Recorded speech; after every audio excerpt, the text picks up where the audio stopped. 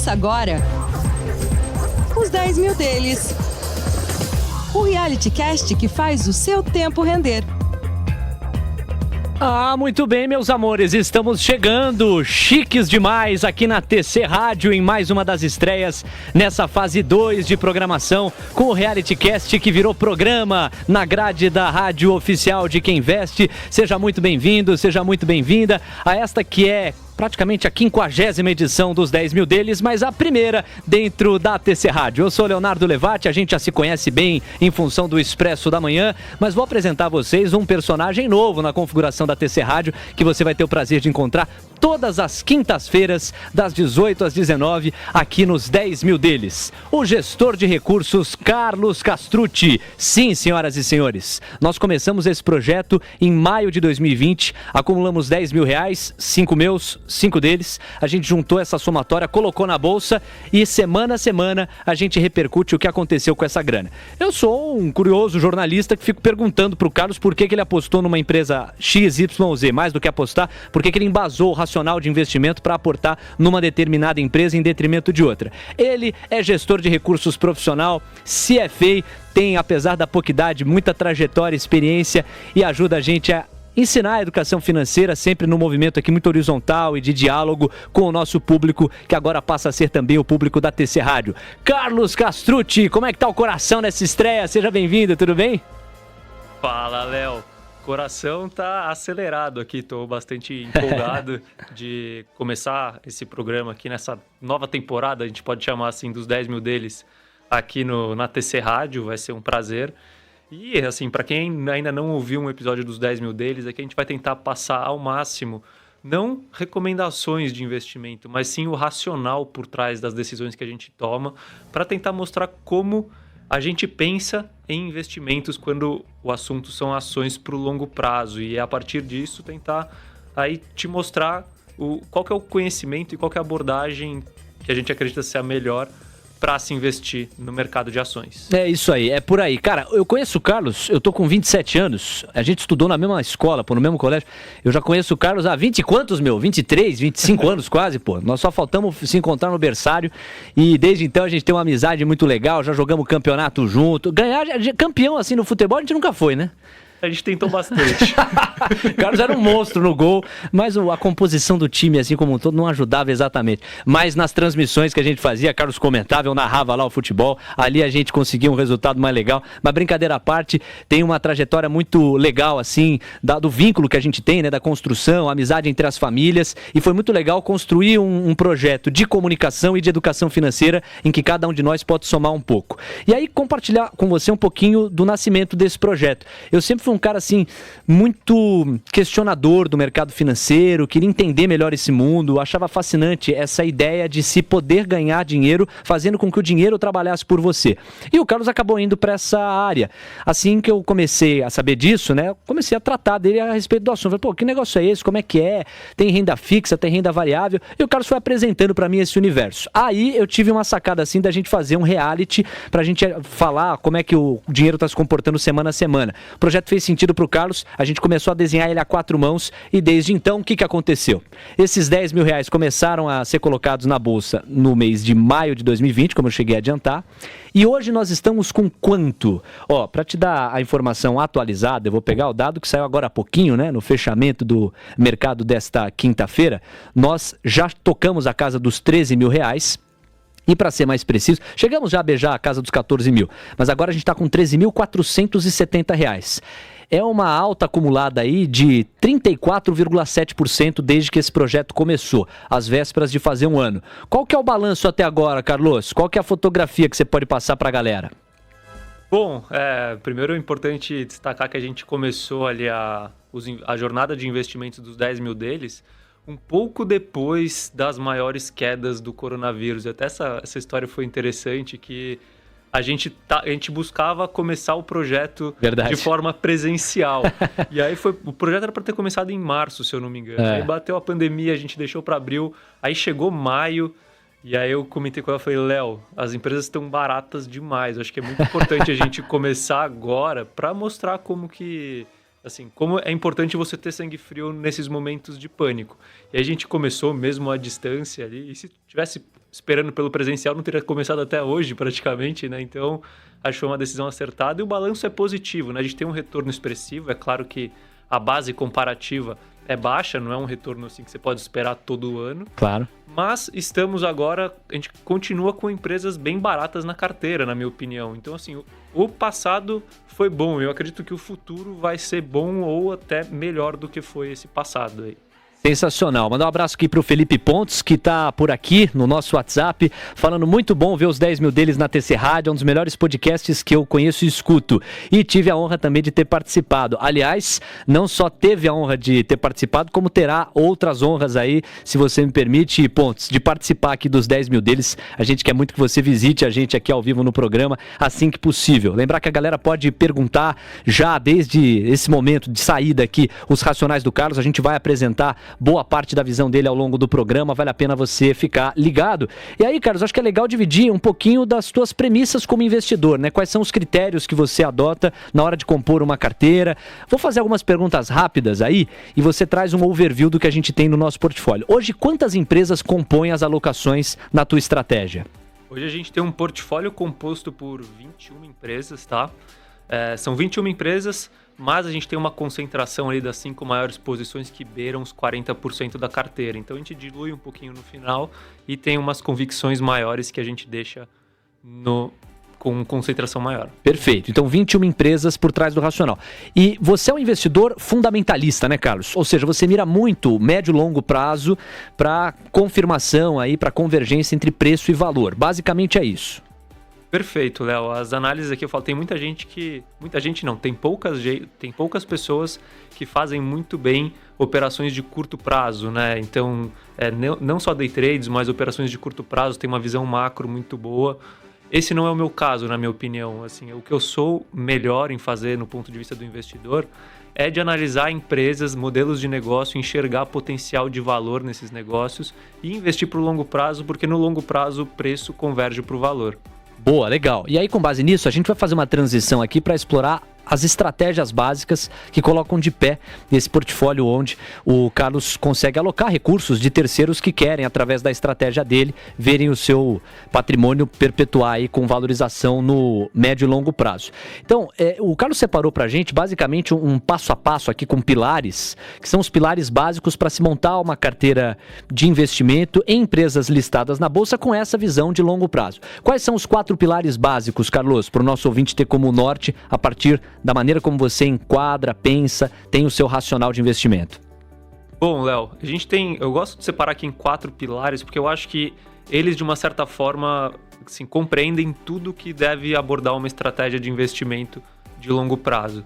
E o primeiro pilar é a questão da busca pelos investimentos, né? Então, assim, antes de investir, você tem que buscar essas empresas. E como que a gente olha, como que eu gosto de olhar e buscar essas empresas? Tem 2 principais pontos. Um ponto que é muito importante, às vezes as pessoas acabam negligenciando, é o conhecimento empírico. O que é o conhecimento empírico? É você viver o dia a dia e reparar o que está acontecendo ao seu redor. Então, desde, por exemplo, ir num shopping e ver qual que é o fluxo de pessoas entrando numa loja Renner, até olhar para os carros que estão na rua e ver quais tem aquele izinho, que é o símbolo da Movida, e a partir daí começar a tentar buscar insights de potenciais investimentos. E a segunda ferramenta, então essa primeira é mais qualitativa. Boa. A segunda ferramenta, que é mais quantitativa, aí é você fazer filtros, né, com base em indicadores financeiros, seja de indicadores de preço por lucro, de rentabilidade da empresa e assim em diante, para ir fazer um filtrar alguns nomes e a partir daí ver se você encontra alguma oportunidade de análise. Legal. Com isso a gente vivenciou os 2 pilares aí do raciocínio. Faltam outros 2, né, Carlos? Isso, Léo. Assim, depois disso, o que a gente tem? A gente tem o pilar da análise da empresa em si.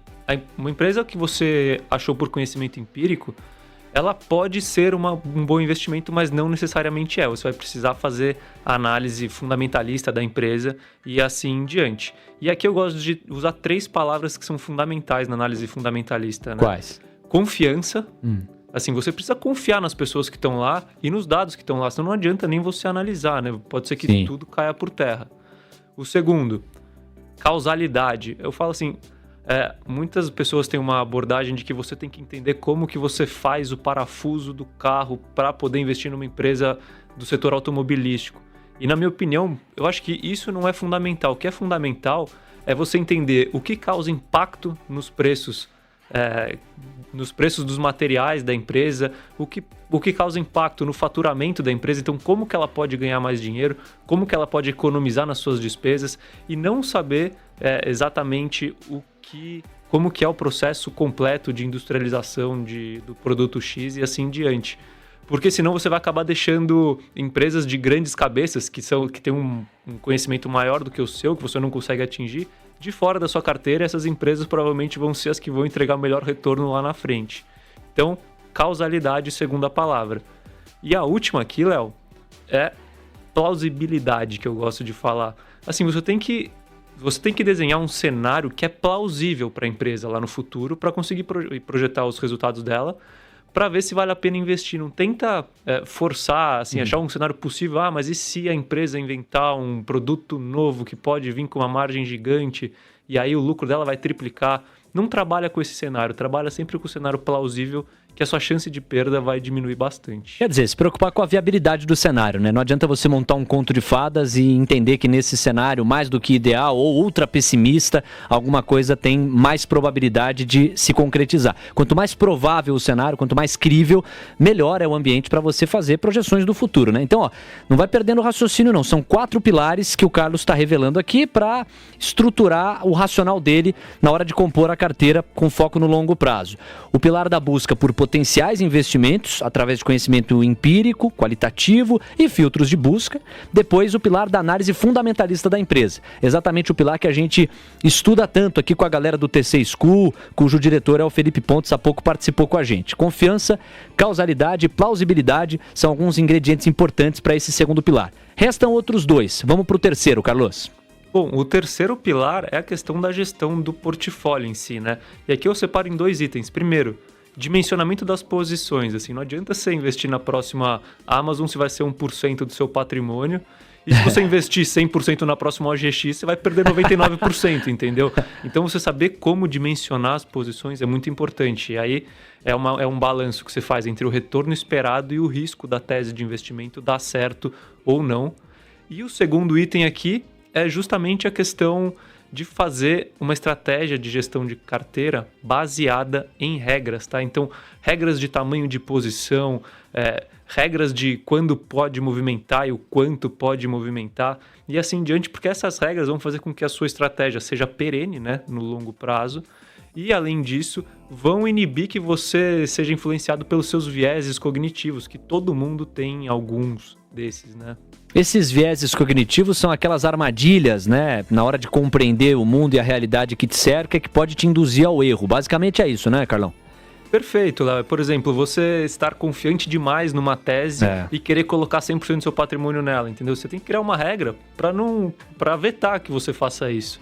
Quer dizer, se você cria a própria Constituição, né, para limitar eventuais tropeços aí. O Tato Barros, que é contribuidor do TC, um dos traders mais influentes que a gente tem e que transita com a gente aqui na TC Rádio, ele fala muito isso, né? Quando você tá arrebentando, você tá na crista da onda, a chance de você tomar um tombo é muito grande, porque você já tá, por inércia, achando que você vai acertar uma coisa atrás da outra. Se você não tiver o pé atrás, aquele equilíbrio, a chance do tombo é muito grande, né?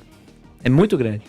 Perfeito, Léo, é isso mesmo. E ó, eu vou dizer uma coisa pra você que tá acompanhando a gente aqui. O Carlos, ele tem várias dessas regrinhas aí. Às vezes eu falo, pô, Carlos, mas essa oportunidade tá tão legal, por que você não aumenta a posição? Não, eu criei aqui esse mecanismo que é justamente pra gente não tropeçar. Conta, por exemplo, me ilustra aí pra gente, Carlos, qual que é um dos mecanismos que você criou pra fazer essa limitação aí e não se emocionar demais? Bom, acho que uma limitação que eu acredito ser muito importante para mim é que eu adoro, por exemplo, casos de turnaround, né? Empresas que estão em dificuldade, que por conta disso tem um grande potencial de retorno. Se elas saírem dessa dificuldade, mas se elas não saírem, são empresas que podem até vir à falência, né? Sim. E eu tenho uma tendência aí para essas empresas, quando eu analiso, eu falo, nossa, essa empresa é boa, eu vou ganhar muito dinheiro aqui e eu tenho certeza que eu tô certo dessa tese. E certeza é uma coisa que não existe no mercado. Então eu criei um limite onde eu não posso investir mais do que 15% do patrimônio do fundo em empresas de turnaround, porque senão eu vou ficar só procurando esses casos. Isso me estimula a procurar empresas que fogem essa regra, entendeu? Então, por exemplo, eu tenho regras também por investimento em cada empresa, dependendo do tamanho dela. Eu tenho uma predisposição por small caps. A gente sabe que se você investir demais em small caps, você pode ter um problema de liquidez, quando você depende do tamanho da carteira. Então, esses são alguns dos limites aí que a gente tem na carteira dos 10 mil deles. Boa, legal. Quer dizer, no máximo 15% no caso de empresas em turnaround. É um dos jeitos que o Carlos tem para não exagerar na dose aí e manter uma estratégia diversificada, um portfólio inteligentemente diversificado. Portfólio esse que você vai conhecer em detalhes no próximo bloco. Daqui a pouquinho a gente vai passear por algumas das empresas e vamos repercutir as principais notícias que impactaram, em grande parte, a performance dos papéis. Antes disso, o quarto e último pilar, para você que está na expectativa aí. Vamos falar de paciência e inteligência emocional. Na boa, Carlos, eu não quero dizer que esse é o pilar mais importante do que os outros três que você trouxe. Mas se faltar esse, se são pilares, né, não pode faltar nenhum. Eles são a estrutura básica. Mas eu tenho a impressão que esse é o tempero central. Porque se você não tiver inteligência emocional, fala aí. E você tem razão aqui, Léo. Assim, os dois pilares que eu acredito que tem mais relevância são os dois últimos, que é a gestão da carteira e a parte de paciência e inteligência emocional. Mas eles são os menos valorizados, porque é muito mais legal para qualquer ser humano, né? Falar, nossa, eu investi numa empresa que valorizou 1000% no ano. É muito mais atrativo para a gente falar isso do que falar que você tem uma gestão de risco, né? Uma gestão de carteira boa e que você tem paciência para esperar que as empresas convirjam para o valor delas. Então, esses dois últimos são os menos bonitos, mas, na minha opinião, são os mais importantes. E paciência é fundamental na vida de qualquer investidor, porque o mercado pode continuar irracional por muito tempo quando se refere a alguma empresa. Boa! Às 6h18, a gente vai fazer um rápido intervalo. No próximo bloco, você vai saber o resumo das notícias que até esta quinta-feira impactaram a performance dos papéis que estão no portfólio gerenciado aí pelo Carlos Castrucci, gestor de recursos, que está sendo apresentado efetivamente para a nossa audiência dentro do horário dos 10 mil deles. Chegou a participar do almoço de negócios aqui com Vinícius Custódio, Guilherme Serrano, participou também do Expresso da Manhã, exatamente hoje, para a gente já aquecer, esquentar os motores para essa estreia. E está aqui à disposição para as suas perguntas e para dividir algumas das percepções dele em torno dos racionais de investimento. No próximo bloco, então, a gente faz esse balanço das notícias e não para por aí. Vamos para a carteira, com o destaque positivo, o destaque negativo. Os papéis do Facebook estão na nossa carteira, registraram um aumento de 11,1%, resultado forte da companhia. O destaque negativo ficou por conta da Cielo, que recuou 9,3%. Você quer entender um pouquinho do que ajuda a explicar essa grande alta, essa grande baixa e por que o nosso portfólio, a nossa carteira, o nosso patrimônio ficou no 0-0 em relação à semana passada? É daqui a pouco, não sai daí. @os 10 mil deles, porque o seu tempo também rende nas redes sociais. Muito bem, meus amores, estamos de volta aqui com este programa humilde, sincero e cuidadoso com a nossa audiência. Muito obrigado a vocês que estão conosco. Você que estava acompanhando a gente através dos principais players, continua fazendo isso.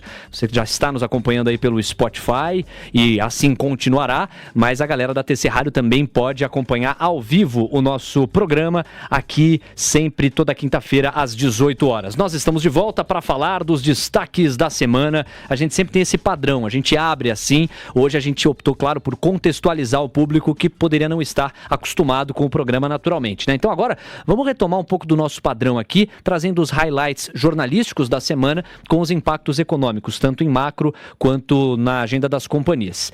Vamos destacar primeiro a Covid. O Brasil ainda vive um cenário dramático de Covid, com mais de 3 mil mortes por dia. Há pouco saiu a confirmação do número de mortes nessa quinta-feira, novamente acima de 3 mil, muito próximo à casa dos 3 mil, acho que foram 3.010 mortes. Vou confirmar até para trazer aqui a informação mais precisa possível. 3.001 mortes pela Covid-19 em 24 horas, segundo o CONAS. Então, quer dizer, continuamos com um cenário dramático, apesar de que a cada dia que passa, você tem a vacinação destravando. Falta insumo, a produção da Coronavac está muito impactada, mas a gente sabe do esforço por parte do Ministério da Saúde, na gestão Marcelo Queiroga, para acelerar esse movimento, esse processo e dar conta de uma imunização mais eficiente, mais ágil. Isso posto, no mundo a gente tem fotografias distintas. Nova York anunciou que muito em breve, a partir de julho, vai acabar com as restrições. É uma das cidades mais movimentadas do planeta e o fato dela colocar uma data limite para abrir mão das restrições sugere aí uma virada de página por completo na pandemia dos Estados Unidos. Como a gente sabe, o próprio Rafael Ferri vem falando isso há um tempo, os Estados Unidos sairiam da pandemia muito rápido em função da eficiência com que a vacinação tem sido conduzida por lá, na gestão Joe Biden em especial, e a gente vai vendo os Estados Unidos com uma recuperação exemplar. Claro que pelo tamanho não tem a mesma facilidade logística que um país como Israel tem, né? Israel já conseguiu praticamente zerar toda a imunização da sua população, muito em função de um número menor, mas o fato é que há no mundo certos desníveis no que diz respeito à retomada econômica e vamos dizer assim, abrir mão das restrições, ou abrir mão das restrições sempre em função dessa vacinação. No exterior, o que é que chamou a atenção? Primeiro, decisão da taxa de juros no caso do Fed. O FONC se reuniu, nós chegamos a cobrir ao vivo aqui na TC Rádio. Essa decisão foi ontem e foi em linha com o que o mercado esperava, né? Manutenção dos juros entre 0% e 0,25%, patamar próximo de zero.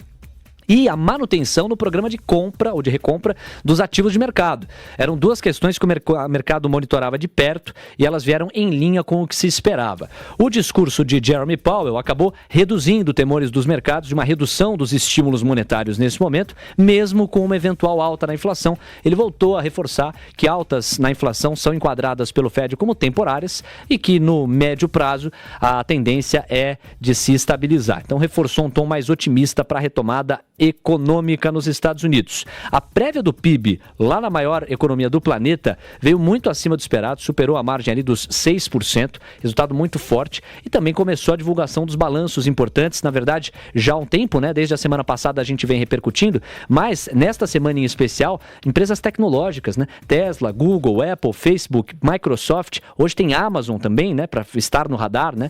E índices americanos renovando máximas. S&P fechando em mais de 4.200 pontos, uma alta de 1,8% na semana. Essa é a fotografia dos principais destaques pelo mundo e você percebeu que a gente focou muito nos Estados Unidos porque foi uma semana muito movimentada por lá. Carlos, de tudo isso, qual que é o complemento que você traz? Onde você acha que a gente deve enfatizar mais o olhar? Muito movimentada a agenda americana essa semana, hein? E muito movimentada de fatos positivos, né? Estados Unidos, assim, é bom demais para ser verdade, né? Alguma coisa errada deve ter ali nessa questão econômica, que é impressionante o poder de reação deles depois do Covid, né? E isso se refletiu não só no PIB, mas nos balanços de todas essas empresas que você citou aqui, Léo, com exceção da Tesla, que teve alguma dificuldade aí, todas as outras reportaram resultados muito acima das expectativas que já eram otimistas. Então as empresas estão fortes, principalmente essas de tecnologia, e os Estados Unidos devem voltar com tudo aí, sua economia muito em breve. Aí a gente volta o foco agora para o Brasil para falar das reformas econômicas. A gente sabe aqui no TC, quem acompanha a cobertura da TC Rádio sabe disso, né? Os nossos principais contribuidores têm chamado a atenção de que, apesar de vários ruídos, a agenda econômica tende a andar. Há uma expectativa para a evolução da reforma econômica, no caso a administrativa e a tributária, mas a reforma tributária tem fortes evidências, né, com um compromisso selado pelo presidente da Câmara, Arthur Lira, com a primeira versão na próxima segunda-feira, dia 3 de maio, e aí a princípio começam as movimentações, as alterações, as discussões em torno do texto para que isso possa pouco a pouco avançar. Obviamente que o avanço das reformas econômicas melhora o ambiente de negócios e tende a favorecer as negociações em bolsa também, a gente sabe disso. Então, cresce a expectativa para o avanço da agenda econômica. Claro que, de outro lado, você tem certos obstáculos nesse aspecto. Por exemplo, a CPI da Covid, que foi instaurada, teve o trabalho iniciado já pelo Senado, Renan Calheiros é o relator, e continuam as movimentações em torno das apurações do governo federal no que diz respeito ao combate à pandemia da Covid-19. A gente vai ter atualizações, alguns personagens relevantes sendo chamados para prestar depoimentos. Por exemplo, o processo começa com o primeiro ministro da Saúde da gestão Bolsonaro, o Luiz Henrique Mandetta. Ele vai abrir a frente de depoimentos e o Congresso vai, a partir dos depoimentos, tomar algumas providências. Não cabe ao Congresso julgar, a CPI é única e exclusivamente para que se apure um determinado tema muito recortado, muito específico, mas naturalmente que as consequências políticas são inevitáveis. Então é um tema aí que é muito caro ao governo e o governo está monitorando e fazendo o possível para tentar, digamos assim, amenizar, suavizar o tom dessa CPI. Bom, para além disso, vamos falar de divulgações importantes nos resultados de empresas aqui no Brasil. Impossível não destacar Vale, CSN. no oferecimento de commodities, no oferecimento de minério de ferro, Vale e CSN arrebentaram a boca do balão. Já era largamente esperado, com o câmbio ainda distorcido, né? O real desvalorizado frente ao dólar e a demanda aquecida pelo minério de ferro. Mas ainda assim, acho que o mais otimista dos investidores ainda assim aplaudiu o resultado de Vale e da CSN. Para além destas, WEG também não pode ficar de fora e Santander, dentro do setor bancário, chamou muito a atenção a partir dos resultados que atingiu. O Ibovespa ficou muito volátil, dividido entre essas percepções de risco. Hoje mesmo saiu o IGPM, uma alta que superou 1,50%, veio em 1,51%, se esperava menos do que isso. Então a inflação, querendo ou não, é uma variável que está sempre no radar. De qualquer maneira, essa volatilidade no Ibovespa acabou sendo derrotada por uma subida, né? O índice subiu da semana passada para essa aqui, de quinta-feira passada para essa, em 0,6%. Não é o mesmo que aconteceu com a nossa carteira. Antes da gente ir para ela, Carlos, nos destaques brasileiros, você tem algum complemento, algum ponto a mais para trazer sobre esses highlights aí do Brasil? Acho que os destaques aqui para o Brasil também ficam por conta dos resultados. A maioria dos resultados divulgados nessa semana, principalmente dessas empresas de commodity, essa prévia que a gente deve ver dos bancos vindo do Santander, esses resultados foram positivos e mostram que, de certa forma, o Brasil está conseguindo reagir também. É claro que tem setores e setores, né? Tem setores que vão acabar sofrendo um pouco ainda no primeiro trimestre, mas a gente está num processo de retomada aí. E apesar de todo esse barulho, toda essa vai e volta político, eu acredito que o Brasil deve sair dessa pandemia do coronavírus aí mais fortalecido muito em breve. Boa! E vamos falar agora então da nossa carteira. Como eu cheguei a retratar para você, nós ficamos no 0-0. Se tivesse um placar em relação à semana passada, 0-0, estamos em R$ 13.470. No primeiro bloco, quando a gente contextualizou um pouco da história desse projeto, o Carlos fez bem de lembrar que a gente entrou num momento de baixa ali na Bolsa. Entramos em maio, surfamos boas altas. Desde então, rentabilidade acumulada agora em 34,7%. Essa estabilidade que a gente viu na nossa carteira fez com que ela descolasse do Ibovespa, que, como eu há pouco destaquei, subiu 0,6%. O destaque positivo entre os papéis que compõem nosso portfólio ficaram por parte dos papéis do Facebook, com alta de 11,1%. Tá bom para você? Além disso, destaque negativo pela Cielo. Cielo acabou recuando 9,3%. Carlão, vamos por partes então. A que é que você atribui esse 0-0? Não foi nem uma semana positiva, nem uma semana negativa, né? O que você pode dizer aí sobre a performance geral do nosso portfólio? Bom, acho que dá para perceber aqui que foi um 0-0 que, quando você olha papel a papel, não foi uma semana tranquila, né? A gente tem altas aí de 11%, baixas de quase 10%. Então, a soma de tudo isso ficou no 0-0, né? E, assim, as empresas ligadas à economia doméstica essa semana acabaram não tendo um bom desempenho por conta desse vai e vem político. Mas continuo confiante aí com as nossas posições e vamos seguir em frente. Ô, Carlão, vamos dar um overview assim? Você não precisa falar as 21 empresas aqui de cor, porque senão, né, você vai até me xingar. Vai terminar o programa, pô, me sacaneou, meu, de cor assim é complicado. Mas dá um giro aí pra gente falar de uns 10 papéis que a gente tem na carteira, antes da gente aprofundar um pouquinho. Não vou dizer aprofundar, que é um exagero, mas dar um certo destaque aqui pro Facebook e pra Cielo. Você vai ajudar a gente a justificar essa grande alta e essa grande queda. Umas 10 empresas que a gente tem no portfólio hoje, quais seriam? Bom, vamos lá então. Facebook, Cielo, que a gente já comentou aqui, Banco do Brasil, Bradesco, Via Varejo, Lojas Americanas, Movida. Tá bom, já tá bem de memória, hein, rapaz? Conguinha que vai bem também. IRB, vamos falar dos micos, né? Cogna, IRB. Faltou o outro mico é Cielo. Que tá aqui, tá entre os destaques e negativo nesse caso. Panvel também. Pronto, tá. 10. Bom, você lembrou aí de boa parte dos nossos papéis. Facebook. O que ajuda muito a explicar essa alta, você diria que são os resultados em torno da empresa? Sim, principalmente, tá, Léo? Assim, eles divulgaram o resultado na noite de quarta-feira, né? Então, o pregão de alta realmente do Facebook foi o pregão de hoje, que a gente está gravando o programa. E assim, os resultados vieram muito acima das expectativas, né? Impressionante você ver como uma empresa que é do tamanho do Facebook que consegue crescer 45% de faturamento com relação ao ano anterior. E aí ganhando margem, ou seja, o lucro da empresa com relação ao mesmo período do ano anterior dobrou e veio muito acima das expectativas. Então, grande parte da alta vem justamente desse resultado extraordinário de Facebook. E a gente também vai repercutir a Cielo, né? Você falou, é um dos micos que estão aí no portfólio, o recuo foi de 9,3%. Buca já falou muito desses papéis, quero ouvir a sua perspectiva aí rápida. Tem algum elemento que ajuda a gente a explicar um tombo de quase 10%? O que veio bom de Facebook veio ruim de Cielo. Resultado divulgado, assim, aparentemente ele era bom, mas é porque tinham muitos eventos não recorrentes no lucro líquido dela.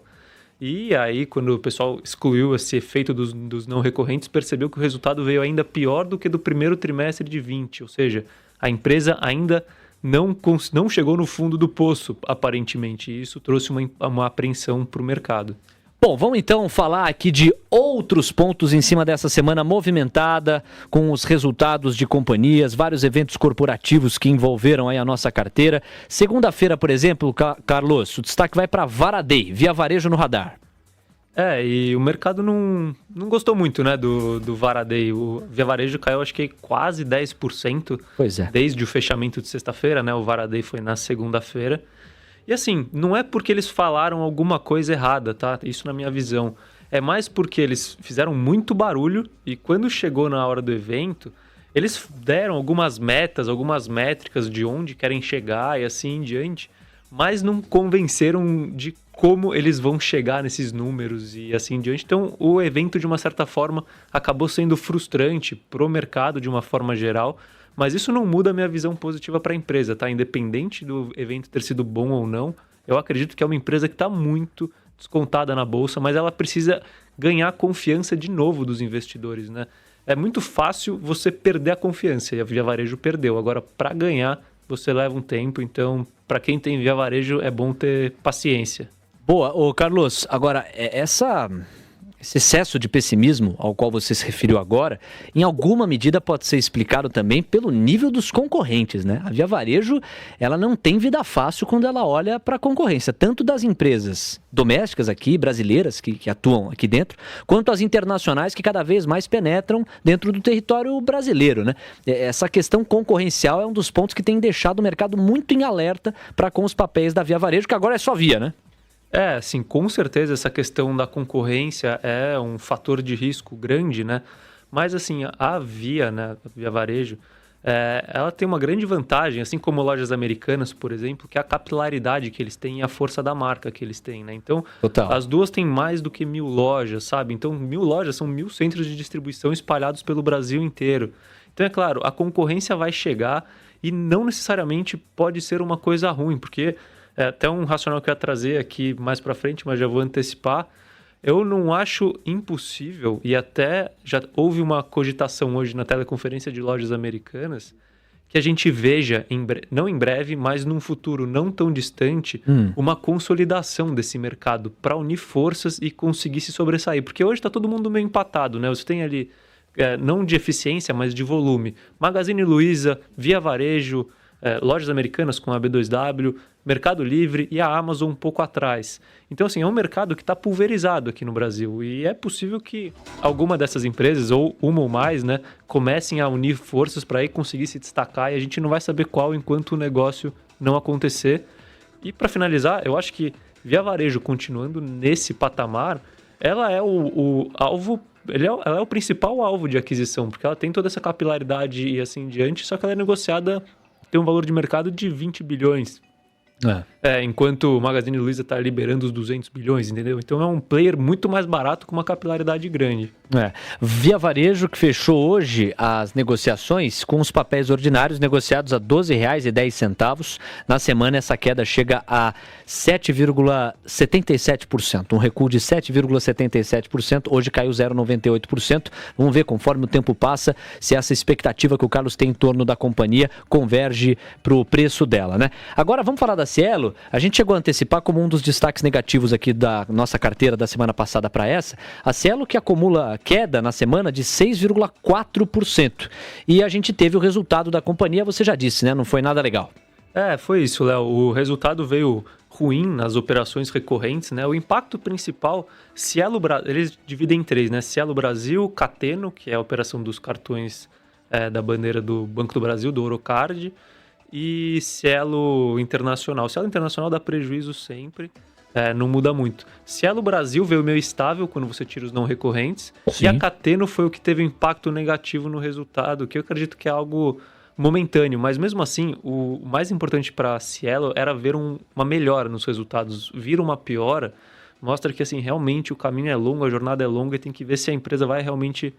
tem apetite para voltar a crescer, né? Para entrar nesse mercado que está super disputado com Stone e assim em diante. Boa, Carlão. A gente também viu na terça-feira, estamos, né, na terça, né? Cielo saiu na terça, Movida também saiu na terça. Como é que o mercado leu o resultado da Movida? Eu acredito que leu bem, né?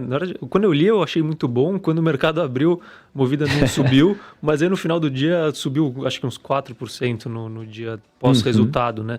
E assim, o mercado está um pouco cético com Movida, continua cético com Movida. Você vê o desconto de Movida comparado com o Localiza e com Unidas, é uma coisa gritante. E na minha opinião, a operação da Movida é muito boa. Mas, de certa forma, esse mercado está comprimido porque a gente tem um problema na questão dos carros, né? Assim, a gente não está conseguindo... Essas empresas não estão conseguindo comprar carros porque a gente está com aquele problema de semicondutores que está inviabilizando a produção de carros. Então, o resultado da Movida veio um pouco menor na questão de faturamento, porque ela teve que vender menos carros para continuar com a frota operacional, mas em contrapartida o lucro dela subiu, assim, com relação ao primeiro trimestre do ano passado, praticamente dobrou, tá? Então a empresa mostra que tem uma gestão muito competente, está passando por um momento um pouco difícil com essa questão dos carros, mas é um caso que eu gosto bastante aí para o longo prazo, ainda mais com o aumento da penetração da locação de veículos na população. E para a gente fechar esse bloco, vamos falar de Facebook, né? Foi na quarta-feira que o resultado foi divulgado. Fortíssimo resultado, hein, Carlos? Esse daqui eu comentei ali em cima, né?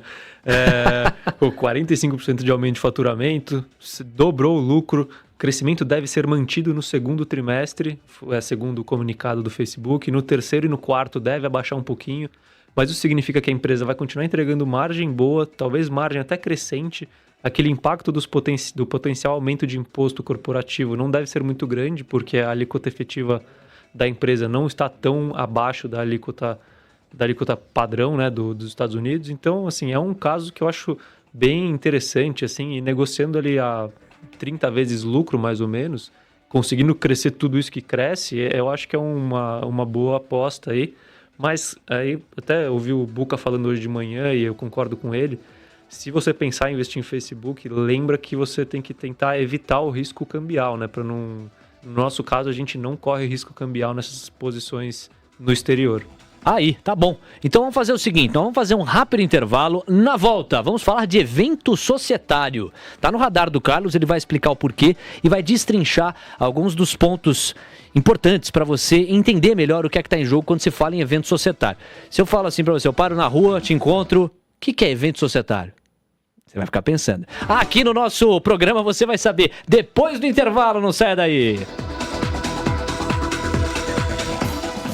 @os 10 mil deles. Porque o seu tempo também rende nas redes sociais. O podcast que virou programa aqui na TC Rádio, sem perder a perspectiva de podcast. Coisa filosófica? Pois é, exatamente. Você nos acompanha aqui na TC Rádio ao vivo, das 18 às 19, das 6 às 7 da noite. E, para além, pode nos ouvir nas plataformas prediletas, já que depois este programa vira um humilde podcast. Muito obrigado a vocês que estão nos acompanhando nesta estreia. Estamos aqui debutando neste dia 29 de abril. Bom, neste terceiro bloco, a gente vai aprofundar muito o que aconteceu essa semana com as lojas americanas e a B2W. Rolou um evento societário que chamou a atenção do mercado. O Carlos ficou de olho, apurou direitinho e vai começar a destrinchar isso aqui pra gente. A ideia, Carlos, da Lojas Americanas nesse movimento com a B2W é otimizar o negócio, né? Perfeito, Léo. E como eles pretendem fazer isso, né? Isso nas palavras dos diretores de B2W e de Lojas Americanas. Primeiro, unificando o pensamento estratégico, né? Então agora você vai ter uma estratégia para uma única companhia, não uma estratégia para B2W e uma estratégia para Lojas Americanas. Isso alinha interesse e economiza retrabalhos e gasto de energia desnecessário. Então, esse é o primeiro ponto. Segundo ponto, consolidação de sistemas, né? Então, consolidar todos os sistemas da empresa e tecnologia cada vez mais fundamental nesse negócio de integração de e-commerce com comércio físico, né? E com isso conseguir mais dados de clientes unificados nessa única empresa, e com quanto mais dado, mais você sabe trabalhar o seu cliente e assim em diante. Esse é o segundo ponto. Terceiro ponto, otimização de áreas, né? Então você acaba tirando algumas sobreposições de funções, as áreas começam a pensar de uma única forma, né? Então você não vai ter a área de marketing de Lojas Americanas pensando de uma forma, a área de marketing de B2W pensando de outra forma. Então esse é um outro ponto. Outro ponto é ganho de escala. Então a empresa vai ter mais poder de barganha com seus fornecedores, vai conseguir fornecer mais produtos para os seus clientes. Então essa unificação também deve otimizar o negócio por conta disso. Unificação de estoques, isso é muito importante porque o processo do logístico é o que vai ser o diferencial dessas empresas de varejo e principalmente do varejo eletrônico. Então essa unificação dos estoques, né, e a melhora do processo logístico deve vir com essa união, segundo os diretores. E, por último, é para ganhar velocidade de M&A, né? Isso eles até falaram aqui no... M&A é aquisição de novas empresas, né? E eles até falaram isso na teleconferência. O que acontece? Hoje em dia, dificilmente você tem uma empresa que é só varejo eletrônico ou só varejo físico. E aí, quando chegava o alvo para o grupo Americanas, aí ficava nessa questão, quem vai comprar? B2W compra, Lojas Americanas compra, e agora sendo uma coisa só, tanto faz, né? Porque a compra vai vir justamente de uma empresa e isso traz mais agilidade. Carlos Castrucci, a gente tem recebido algumas mensagens aqui, quero agradecer muito a audiência. Primeiro, mandar um abraço pro nosso editor Gustavo Boldrini, que atua na Mover e aqui na TC Rádio também, é um editor que transita entre esses dois espaços, tá acompanhando, tá ligado, um abração pro Boldrini. Dizer aqui, ó, que a Fabiana, que mora em São Paulo, apesar do DDD no Rio de Janeiro, ainda bem que eu fui checar, ela agradece aqui o fato da gente ter abordado o Cielo. Ela estava querendo saber a expectativa para Cielo, com a sua explicação, por certo, isso foi contemplado, um beijo para ela. Também mandar um abraço aqui, ó, pro super João Augusto. Aê, Joãozinho, obrigado pela sua audiência. Ele falou, ó, gente, Levati, Castrucci, tamo junto em alguns miquinhos. Ele se identificou aqui quando a gente falou de alguns dos micos que estão na nossa carteira. E falou que o maior mico dele, na opinião aqui do nosso ouvinte, claro, né, são os papéis da Mosaico, são papéis ordinários aí da Mosaico, que estreou recentemente na Bolsa, a gente sabe. Valeu, um abração pra ele. Quem mais tá aqui com a gente, ó, top o programa, Léo, parabéns. Agora eu vou acompanhar o Expresso da Manhã, os 10 mil deles. Que legal, ó, Jefferson Paulino participando aqui com a gente, valeu, Jefferson, um abração. E ó, faz melhor, você fica no Expresso da Manhã, já emenda pro almoço de negócios, mais tarde tem o Expresso da Tarde e às quintas-feiras tem os 10 mil deles, inclusive logo mais, estreia aqui do Faça Acontecer, o Clube do TC, encabeçado por Felipe Corleta, Pablo Sangalli e também o maestro Guilherme Serrano. Obrigado pela participação de todos vocês aqui na TC Rádio. Vamos retomar então esse raciocínio sobre Lojas Americanas e B2W, chamou muita atenção do mercado. E agora eu quero abordar contigo, Carlos, a estruturação do negócio. Porque tudo bem, você está destrinchando o evento societário e o que esse movimento teve por objetivo. Agora, como que o negócio vai ser estruturado entre as duas companhias? Bom, isso é o que gerou mais apreensão no mercado ontem à noite, né? Que estava muito difícil de identificar como seria consumado esse negócio, né? E agora está tudo um pouco mais claro. E o que deu para entender é que, assim, primeiro vai ser dividido em duas etapas.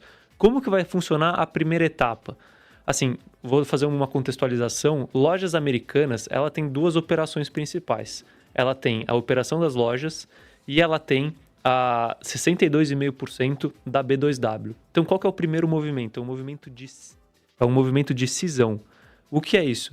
Eles vão pegar a operação física, de lojas físicas de Americanas e tirar de Americanas. E vão incorporar isso em B2W. E aí você pergunta, mas como fica o acionista das Lojas Americanas, né, de Lame? Esse acionista vai receber ações da B2W em troca dessa operação. E aí, o que fica em Lame mesmo? Fica só a participação em B2W, tá? Então a Lame fica como se fosse uma holding, uma empresa que só investe, um veículo de investimento em B2W. No final das contas, com as relações de troca e assim em diante, os acionistas de Lame vão ter, direta ou indiretamente, 76,6% da nova companhia, que vai conter, né, toda a operação física e toda a operação online. Vai mudar de nome para Americanas SA e deve mudar o seu ticker também. Deu para entender? Totalmente. E aí, isso posto, qual que é a segunda etapa? A segunda etapa, Léo, é a seguinte. essa Lamy, as ações Lamy, né, que ficaram como uma holding, essa empresa deve criar uma outra empresa que vai chamar Americanas Inc., que nem XP Inc., que é negociada lá, e vai lá nos Estados Unidos, e vai abrir o capital nos Estados Unidos. E aí quem tem ações da Lamy vai ter ações da Americanas Inc. nos Estados Unidos, ou vai ter um programa de BDR, eles ainda estão estudando como fazer isso. Mas então Lamy, em um determinado momento, vai parar de existir, a gente vai ter a Americanas SA, que é a operação toda aqui no Brasil, e a gente vai ter essa holding lá fora, lá nos Estados Unidos, que vai ser a Americanas Inc. Boa, Carlos. Vamos avançar aí no teu raciocínio, que você tem outros pontos nessa direção. Tá, perfeito, Léo. E aí, assim, o que eu comecei a questionar, né, assim, por que fazer a holding, né? Foi a primeira interpretação que eu tive do negócio bom, por que você já não extingue lojas americanas? Isso, e exato. aí já fica todo mundo acionista de Americanas SA, né, da nova companhia, que para mim, logicamente, era a coisa mais óbvia a se fazer. Mais lógica, né? Isso. E aí eles deram primeiro esse motivo, né, que é de buscar novos investidores no exterior, conseguir mais acesso a financiamentos mais baratos, mais opções e assim em diante, quando você abre o capital da holding lá nos Estados Unidos. E eu acredito que é uma visão assim que faz sentido, né, até porque o mercado americano está disposto a pagar mais por empresas tech, né?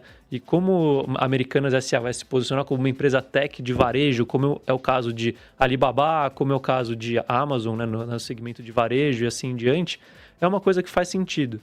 Mas o motivo principal que eu acredito, tá, que não foi tão comentado assim, é que lojas americanas têm ações preferenciais e ordinárias. Isso. E B2W é novo mercado, a nova companhia vai ser novo mercado, só tem ordinárias. O que acontece? Os acionistas controladores, eles têm a maioria do capital ordinário de lojas americanas e, consequentemente, de B2W. Mas eles não têm a maioria do capital total, entendeu? Quando você considera ordinária e preferencial. E se você fizesse essa explosão, pura e simplesmente, todos os preferencialistas virariam ordinários e o grupo de controle perderia o controle. Então, essa holding é fundamental para que o grupo de controle continue direta e indiretamente com mais do que 50% do capital votante. Quer dizer, para além desses interesses com o modelo de negócio, com a estruturação que o Carlos está destrinchando, também existe uma dimensão política que não pode ser desprezada, né?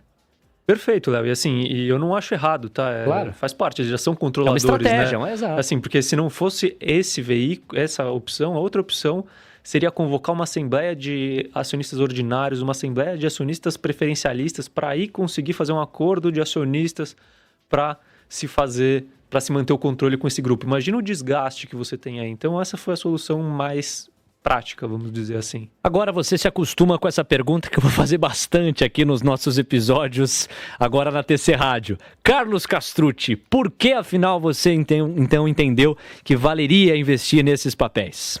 Bom, vamos lá. Acho que é importante primeiro começar com pessoas, né? Esses tal acionistas controladores aí. O grupo é o grupo do Jorge Paulo Lemann, nada mais, nada menos do que um dos... É só o Lemann. Só o Um Lemann. dos homens mais ricos do Brasil. O Beto Sicupira e Marcel Telles, o trio ali do Sonho Grande, né? Sonho Grande. Então, que é um best, só para contextualizar a galera, não sei se todo mundo conhece o livro, mas é um livro que narra a trajetória desses três e um pouquinho do que eles construíram, que foi um espetáculo, né? Foi e é. Tanto é que uma boa construção você mede pela perpetuidade, né? E a ampla maioria das coisas que foram erguidas por esse trio mantém-se de pé, né, Carlos? Perfeito, Léo, perfeito. E o segundo ponto aqui, então, saindo de pessoas, mercado. Esse é um mercado que eu acredito que é um dos mercados do futuro, né? Um mercado que surfa uma onda muito boa, a competição é grande, mas as empresas que tiverem uma boa operação devem se sair bem, né? E Lojas Americanas está inserida nesse mercado de e-commerce, né? E vai surfar nessa evolução do e-commerce. E aqui nesse mercado, o que vai ser muito importante é que o nível de serviço global da empresa vai ser o diferencial, né? E quando eu falo de nível de serviço global, do que eu estou falando aqui? Eu falo de experiência do seller, né? Do famoso 3P do marketplace. Então, esse cara tem que conseguir não só vender os seus produtos, mas ter um processo de entrada na plataforma rápido, serviços bancários e assim em diante. Isso é importante. Mais importante ainda, a experiência do cliente, né? E aqui Porque quanto mais fácil o cliente tem acesso às coisas e quanto mais rápido ele recebe, mais ele tende a ter recorrência na plataforma. Então, isso é fundamental. Tecnologia, assim, dispensa comentários, né? Você precisa muito de tecnologia. E tudo isso a Americanas vem evoluindo. Mas o que para mim mais destaca em Americanas e que me faz gostar dessa... Vou chamar de Americanas SA já, esse conglomerado todo, é a parte de logística, tá? E de integração entre o online e o offline. Por quê? Primeiro porque eles têm uma capilaridade muito grande. Eles têm 1.700 lojas, eles estão em todos os estados brasileiros. Então, imagina o poder disso quando a gente olha, assim, para a capacidade de entregas, né? O Brasil é um país continental, você precisa ter vários pontos. Não dá para você tirar um produto do Rio Grande do Sul e querer entregar ele em um dia lá no Rio Grande do Norte. Então, assim, isso é fundamental e as lojas Americanas têm.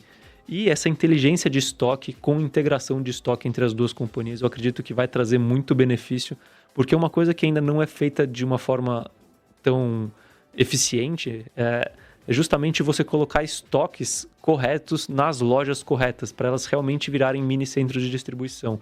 E eu acho que a Americanas está evoluindo forte nisso e por isso eu gosto da atuação dela nesse mercado. Carlos, o tempo começa a nos apertar, então para a gente fechar o seu racional e a sua tese por trás dessa movimentação de mercado entre lojas Americanas e B2W, vamos trazer para Americanas em si. Mais de 1.700 pontos, é uma marca forte. Quais outros pontos que fecham aí o racional com o qual você embasa a entrada nesses papéis? Na verdade, manutenção deles, né?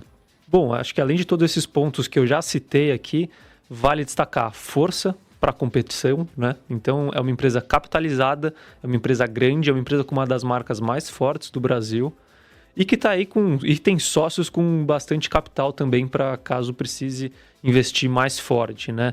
Segundo ponto, tem outros movimentos que foram muito bem feitos, na minha opinião, pelo grupo Americanas, né? Primeiro, essa parceria com a rede da BR Mania, né? Então, ali eles adicionam mais 2.300 pontos, que são potenciais pontos de distribuição para a empresa que melhoram a malha logística dela.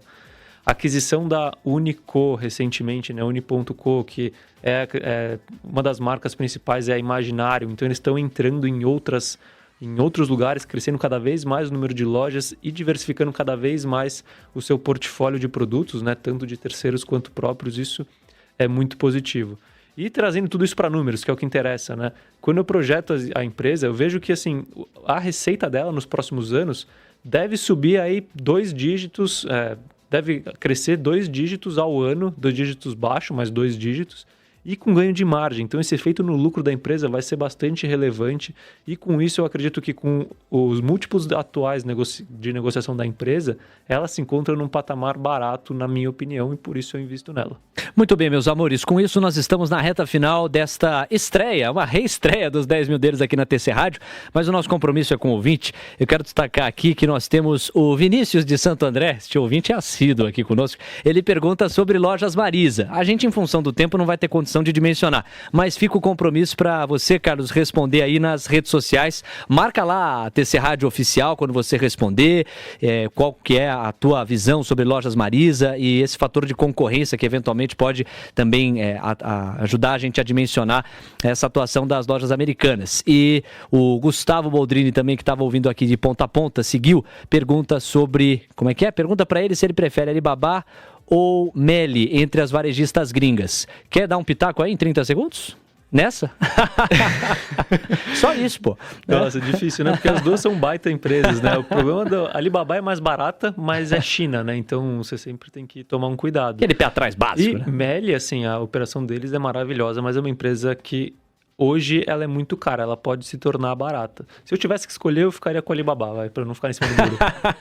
É o Vinícius de Santo André, é o Vinícius Custódio, como você sabe, meu companheiro aqui de Expresso da Manhã, super parceiro, sempre de ouvido ligado nos conteúdos da TC Rádio. Carlos, super obrigado, um abração, parabéns pela estreia, semana que vem tem mais. Valeu, Léo. Obrigado todo o público aqui do TC. Estou muito feliz com essa participação e semana que vem estamos aí para fala sobre novas teses. E se tiverem perguntas, mandem para a rádio, mandem para mim que a gente responde aqui no programa ao vivo. É isso, um abraço. Valeu, Carlos. Espero que semana que vem com altas, hein? Com ganhos. Hoje ficamos no 0-0. Então não dá pra dizer que a gente estreou com o pé frio. Tomara que na semana que vem a gente veja uma alta aí pra dividir com vocês, meus caros ouvintes. Abraço, obrigado pela audiência.